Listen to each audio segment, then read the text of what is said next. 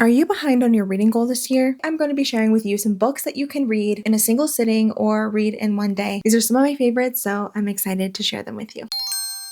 The first one being A Short Stay in Hell by Stephen Peck. This is an incredible read if you're looking to have an existential crisis. I still think about this book so often. In it, you're following a man named Soren, who is a lifelong Mormon, very devout, followed things to a T, and when he dies, he finds out that his entire belief system is not actually the truth, and he ends up thrown into hell by a god that he didn't even know existed. Unlike the hell that we are all so familiar with in Christian theology, this hell is a little bit different. Hell looks like an extremely vast library in which you can leave once you find the story of your life. You're following Soren as he explores the library, as he meets interesting characters, and also is grappling with eternity. It had me speechless. Again, I think about it all the time. It'll definitely give you some existential dread, and I loved it. This is one of my favorite books that I've read this year. You might be emotionally unwell afterwards, so just prepare for that. The next are two novellas by T. Kingfisher in the Sworn Soldier series. You have to read one before you read the next one, but it is called What Moves the Dead. This is a short fungal horror book where you're following a character named Alex Easton who rushes home because he gets word that his childhood friend is dying. This is a retelling of Edgar Allan Poe's The Fall of the House of Usher. So if you like that, you will absolutely love this story with like a fungal horror twist to it, which I absolutely thought was brilliant. I love fungal horror, and this was my first introduction to it. I really loved this one. Next is The Unworthy by Agustina Basterica, and this is a story where you're following an unnamed woman who is determined to write the story of her life using whatever means that she can, and often in her own blood. She's currently living in a cell with a mysterious convent known as the Sacred Sisterhood. She's currently a lower member of this sisterhood, and she dreams of climbing the ranks someday. Outside, the world is plagued by catastrophe, the internet is non-existent, cities are underwater, and it's just true and pure chaos. Inside the walls of this convent, it's brutal, but it is safe from the outside world. When a stranger makes her way inside the convent walls, it causes our narrator to really reflect on where she stands and what life is like in this convent. This is a brilliant novella. It's definitely like feminist dystopian horror literature, which is honestly one of my favorite genres. This really tackles like climate crisis, extremist ideologies, our inherent violent instincts, and so much more. Some people love it, some people hate it. I loved it.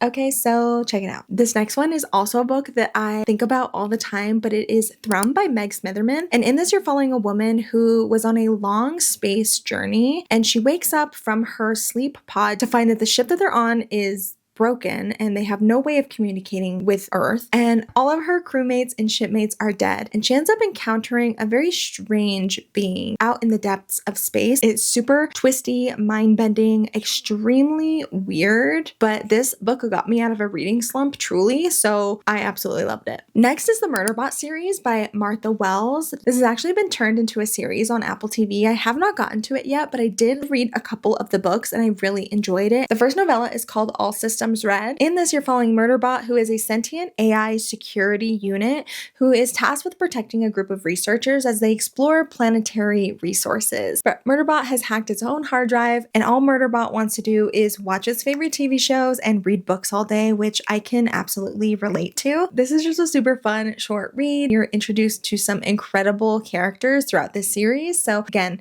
super fun, sci-fi, fast-paced, almost cozy. Next is I Who Have Never Known Men by Jacqueline Hartman. In the story, you're following a group of women who are living captive underground in a bunker. They don't know why they're there, who they are. They don't know anything. They don't even know if they're on Earth. And one day they're suddenly and mysteriously released from captivity, and now they are wandering, trying to find out what to do next. This is thought-provoking, heartbreaking. Don't read this if you need things to be tied up in a bow at the end, because there are things you're just not going to get answers to. It's more about the journey than it is the destination. And it's, again, one of my favorite reads from last year, so I highly recommend this one. Next is Before the Coffee Gets Cold. In this, you're following four characters as they go to a mysterious coffee shop in the back alleys of Tokyo, in which they serve up something very interesting. If you sit at a particular table and you order your coffee, coffee, you have the ability to travel back in time, and you can stay as long as your coffee does not get cold. So people will go there to travel back in time. Like I said, you're following 4 characters as they go to this coffee shop and what traveling back in time does for their lives. And I just thought it was a beautiful and lovely story. So those are my novella recommendations, but I do have a couple of books that are full length that are incredibly bingeable that I personally was able to read in a day.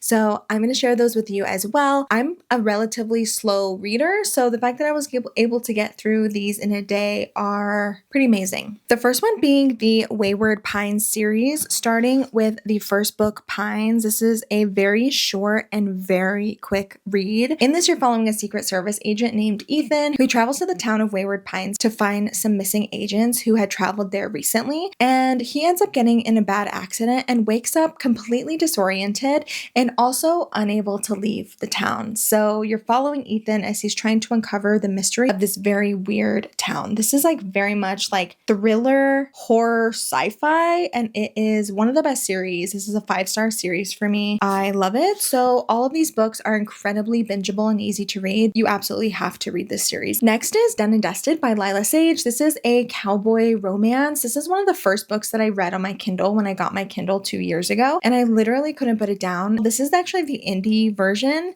She's gone on to become traditionally published, but I love that I have this indie version of this book. I love these stories. They are cute romance palette cleansers. I thought they're super fun. And yeah, I read this in a day. If you're looking for a lighthearted romance book that you want to pick up, I would definitely recommend this one. And then one of my more recent reads that I read in a single day was The Night and the Moth by Rachel Gillig, which was really surprising to me because this is like kind of a thick book, but it's written in such a way that it's just incredibly bingeable and easy to read. And I literally couldn't put it down. It was definitely a page turner. In this, you're following Sybil, who is a diviner who in her dreams, she is able to see messages from these unearthly omens, which are basically like gods, where she can predict terrible things that are going to happen before they do. When her fellow diviners start to go missing, she starts to really question what's actually going on and teams up with some unlikely allies to get down to the bottom of the mystery of her missing sisters. Rachel Gillig is phenomenal. I loved this book. You can also do a companion read for this one. You could do that for any of these books, honestly, listening to the audio on a faster speed. I don't know,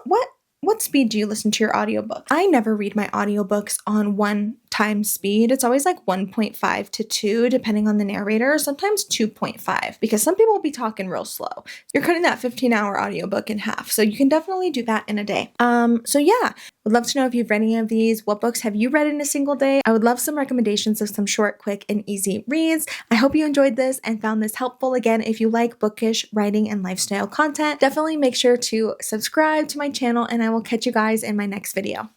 Bye!